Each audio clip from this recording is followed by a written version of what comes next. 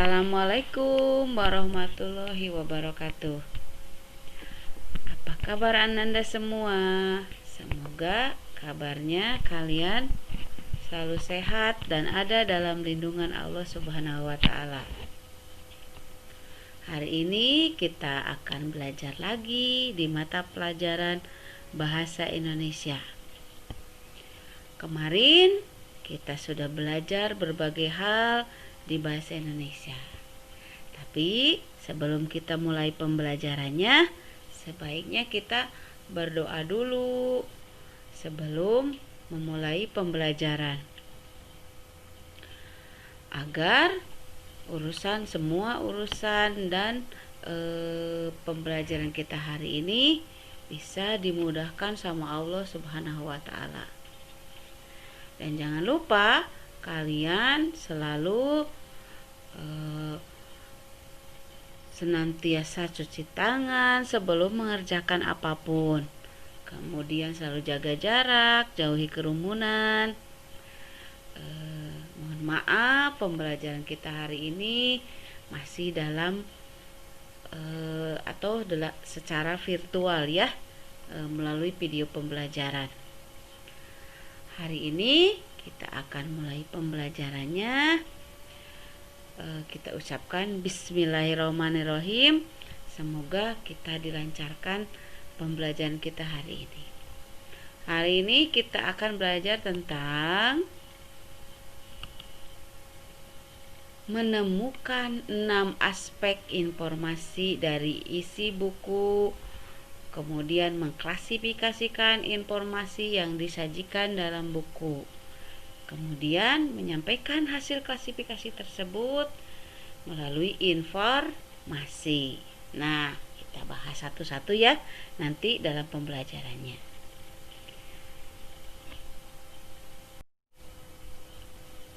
Tujuan pembelajaran hari ini adalah 1. Siswa dapat menemukan aspek informasi dari buku.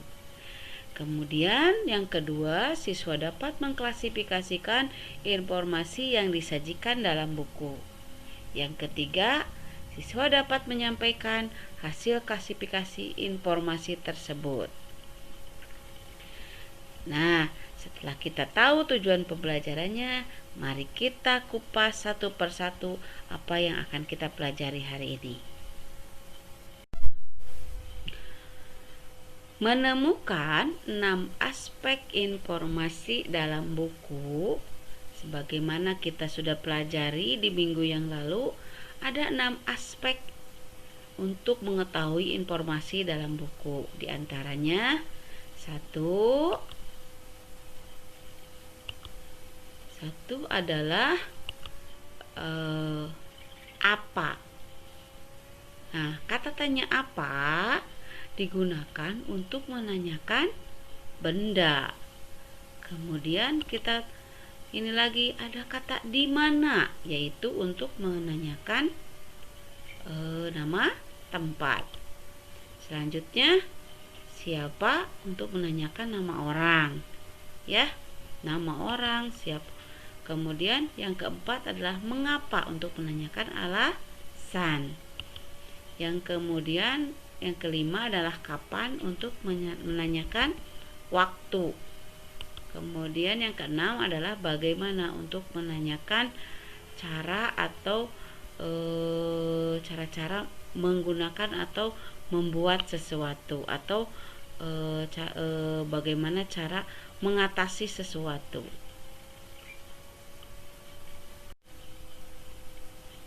Kita bisa lihat contohnya di halaman 20. Kita lihat ya contohnya. Boleh akan tampilkan halaman 20. Di situ ada buku yang berjudul Teman Baikku. Ya. Nanti kita lihat apa yang dijelaskan dalam teks tersebut. Boleh dibacakan ya. 1. Buku yang berjudul Teman Baikku, karya Julia Herbert ini mengisahkan persahabatan panda dan monyet. Nah, Ini informasi mengisahkan persahabatan panda dan monyet itu bisa ditanyakan melalui aspek apa, ya, tentang buku. Kemudian di situ tokoh panda memiliki sifat tenang dan sabar. Sedangkan tokoh panda selalu berusaha mengalahkan terhadap sahabatnya, sementara monyet selalu ingin menang sendiri. Namun inilah yang membuat persahabatan mereka terjaga. Di sini ada yang dilingkari, ada kata panda dan monyet. Ini bisa kita gali dari kata tanya siapa. Ya. Kita baca lagi. Pada hari pertama musim semi, panda dan monyet berpetualang menuju pegunungan. Monyet ingin segera sampai di tepi sungai. Monyet pun menantang panda bertanding. Panda pun terpaksa menyetujuinya.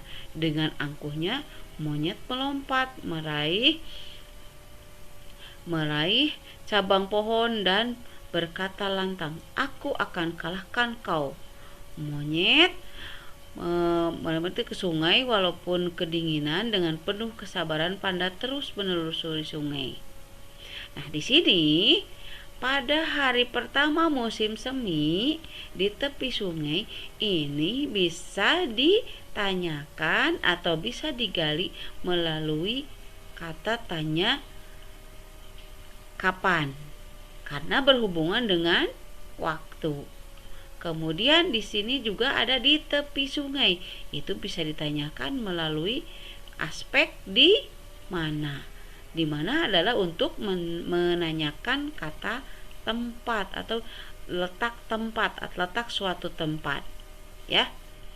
Kemudian kita baca lagi. Karena terlalu tergesa-gesa agar bisa menang dari kawannya, monyet pun terjatuh ke dalam sungai hingga menggigil kedinginan. Panda melihat hal itu tak tinggal diam. Meskipun sedang bertanding, panda tetap setia kawan. Panda pun segera menolong sahabatnya dengan cara memeluk monyet dan membawanya berenang ke tepi sungai. Monyet amat malu. Monyet pun meminta maaf karena telah egois. Akhirnya mereka kembali menjaga persahabatannya. Nah, di sini ada kata karena terlalu tergesa-gesa agar bisa menang dari kawannya. Ini bisa kita gali dari kata tanya mengapa. Kemudian dengan cara memeluk monyet membawa berenang ke tepi sungai. Ini dengan cara. Tadi kalau dengan cara itu kata tanya yang digunakan adalah dengan kata bagaimana. Nah, setelah kita lihat dari tadi contoh-contoh yang tadi, bisa kita simpulkan bahwa dalam sebuah cerita bisa kita gali kata tanya apa yang akan kita tanyakan untuk menggali lebih dalam mengenai cerita tersebut. Pembahasan kedua adalah tentang mengklasifikasikan informasi yang disajikan dalam buku. Untuk memudahkan kita mencari informasi yang mengandung 6 unsur tersebut, kita klasifikasikan informasinya. Kita lihat contoh halaman 22. Di situ ada sebuah teks yang menyatakan informasi yang mengandung unsur apa dan di mananya. Boleh dibacakan? Di sini bacaannya adalah tentang buku ensiklopedia permainan tradisional Indonesia. Menjelaskan lebih dari 60 permainan tradisional. Kalian bisa baca ya di situ ya. Nanti coba kita lihat di bawahnya. Contoh mengklasifikasikan informasi dalam buku tersebut dalam aspek apa dan di mana. Contohnya, apa yang dijelaskan dalam buku tersebut. Nah, bisa kita lihat yaitu permainan tradisional Indonesia. Di situ apa yang dibahas di situ, ya. Kemudian siapa tokoh yang memudahkan pembaca memahami isi buku? Bisa kita lihat di situ jawabannya, yaitu permainan ini ada dua bersaudara yang menjadi tokoh dalam buku itu, yaitu Satya dan Dita. Unsur lainnya bisa kita lihat, misalnya di mana permainan Martedes berasal, atau di mana permainan di mana permainan Martedes dimainkan. Jawabannya ada di situ, yaitu Simalungun, Sumatera Utara, dan permainan Tok Asyadi dari Papua. Nah, misalkan unsur kata tanya yang kita tanyakan, misalkan bagaimana permainan tradisional dalam buku ini dijelaskan dalam buku tersebut, misalkan jawabannya bisa di sini, lihat caranya yang paragraf kedua, yaitu permainan tradisional dalam buku ini dijelaskan secara lengkap mulai cara bermain, yaitu alat yang digunakan hingga manfaat yang bisa didapat jika memainkan permainan tradisional. Itu ya, mana informasi yang bisa digali melalui 6 kata tanya yang tadi. Bagaimana, kapan, siapa. Nah, kemudian kalau kata kapan, bisa kita lihat dari sini, ada nggak yang bisa ditanyakan informasinya melalui kata kapan? Ya, coba kita lihat.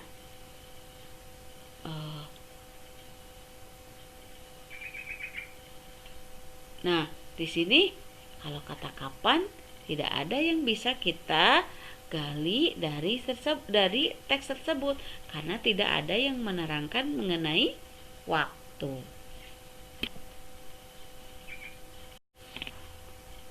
Pembahasan ketiga, yaitu setelah kita tadi menyampaikan klasifikasi informasi yang disajikan dalam buku, yaitu pembahasan ketiga adalah tentang menyampaikan hasil klasifikasi informasi tersebut. Ya. Nah, kita bisa menggunakan kosakata yang baku agar memudahkan orang lain untuk memahami klasifikasi yang telah kita buat. Ya. Untuk apa sih kalau pakai kata-kata baku? Agar orang lain bisa lebih mengerti. Jangan menggunakan kata-kata yang tidak baku. Apa sih kata-kata baku tersebut? Kata-kata yang bisa atau lazim digunakan. Nah, lazim digunakan juga belum tentu baku.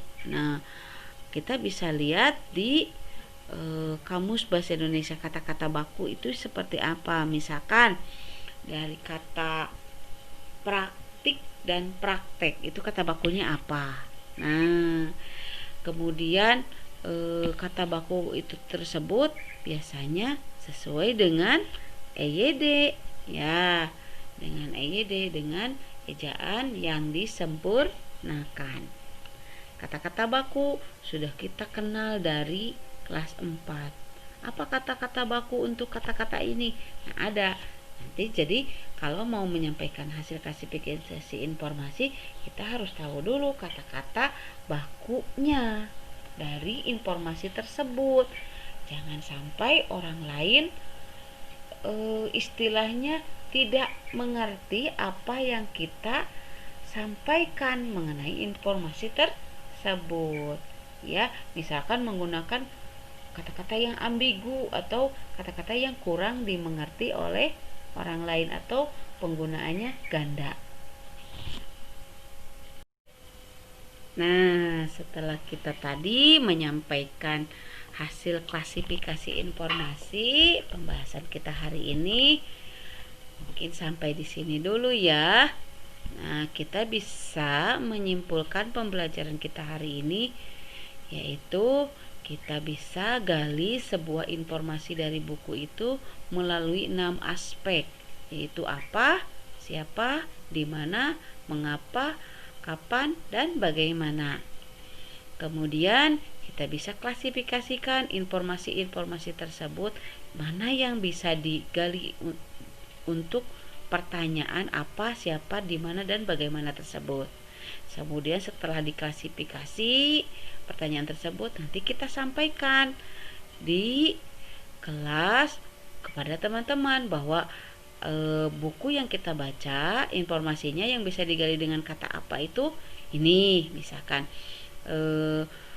yang bisa digali dengan kata siapa ini. Nah, jadi tergantung buku yang kita baca. Supaya apa? Supaya kita bisa memahami semua informasi yang ada dalam buku tersebut.